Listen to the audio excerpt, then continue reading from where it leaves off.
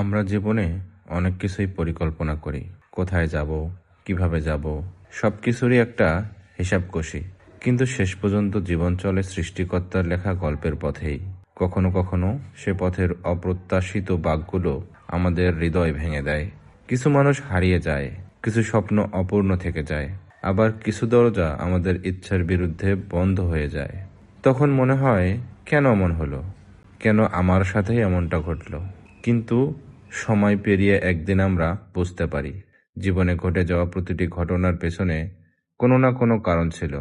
যে মানুষটাকে হারানোটা তখন কষ্ট মনে হয়েছিল, হয়তো তার চলে যাওয়াই আমাদের জন্য ভালো ছিল। যে পথটা বন্ধ হয়ে গিয়েছিল, হয়তো সেটাই আমাদের অন্য একটি সুন্দর পথের দিকে নিয়ে গেছে। তাই জীবনের কোনো বাঁকে এসে যদি কষ্ট পাও, যদি মনে হয় সবকিছু তোমার পরিকল্পনার বিপরীতে চলে যাচ্ছে, তাহলে ভেঙে পড়ো না। মনে রেখো, এটা তোমার গল্পের শেষ নয়, এটা শুধু গল্পের একটি অধ্যায়। হয়তো আজ তুমি কারণটা বুঝতে পারছো না, কিন্তু একদিন পিছনে ফিরে তাকিয়ে বলবে, এভাবেই তো হওয়ার কথা ছিল।